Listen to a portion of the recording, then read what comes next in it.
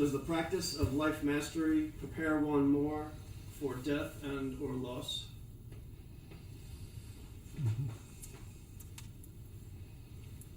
Well, it's not intended to prepare you in a certain way. That's not the focus.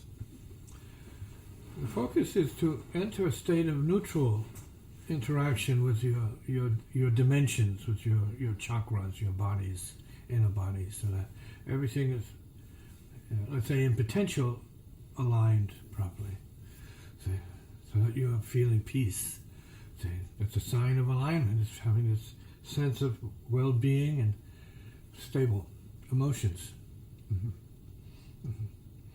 So you have to have the courage and the need to work with your sexual emotions, which are probably the most turbulent emotions to deal with. And because it has to do with other beings and relating to other beings and desires and urges that are, for most people, untrained and unmastered. So once that's stabilized, then you start to feel the power of what there is, and in terms of your potential to master other levels of your nature. See? If you have the sexual, of course, right down at the base, those emotions, powerful, positive, negative emotions, female, male emotions, yin yang emotions, and their turbulence when you're not balanced. And then you have your memory karma, you have birth karma, you have family karma, and then memory karma. See? Ancestral karma, you got to deal with the blood karma. See?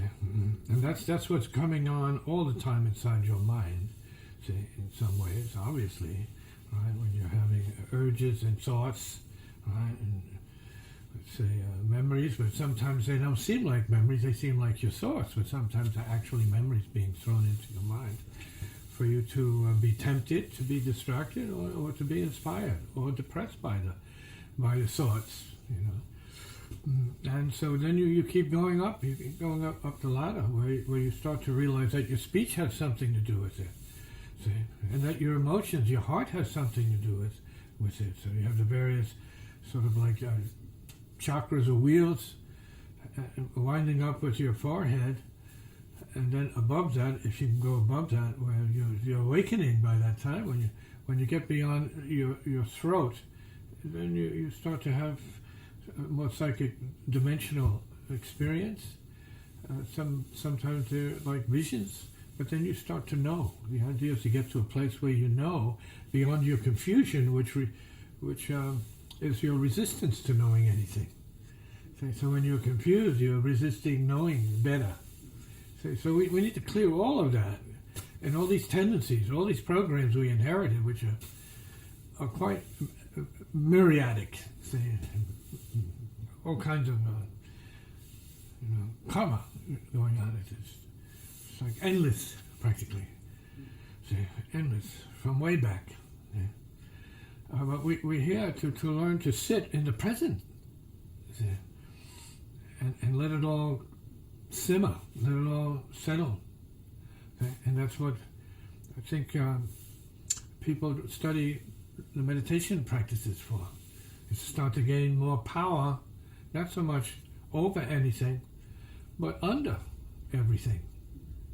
You want to get the power of the inner, the ground power, so that you can stop, you can rest, you can feel at peace.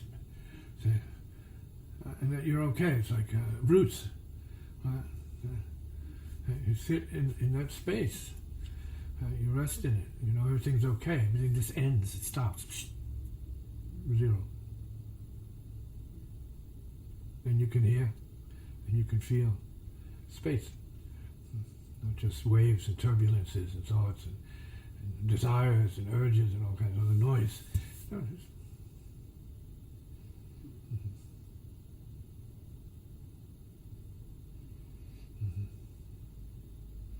And so that's the higher purpose, or a step on the path of trying to master your neuroses on all the different levels, about all the different things.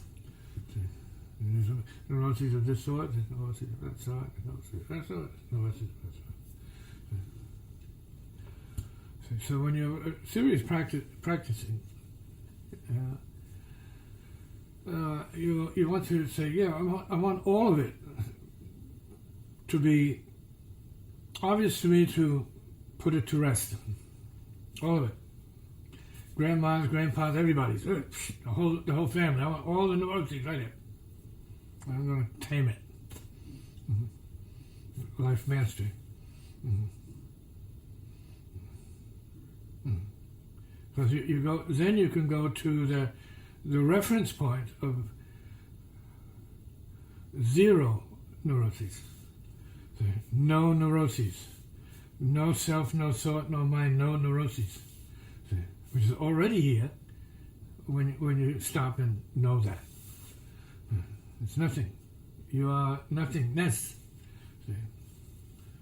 And that's the balance for the everythingness you're here to do in your mind or in your karma or on your mission of a human being. Right? But everything is sourced by this void of 0 light. It's light. The light of 0 heart space. And so that's the focus for the practitioners throughout the world, to come back to what they would call the God point, or the spirit point, or the 0 neuroses.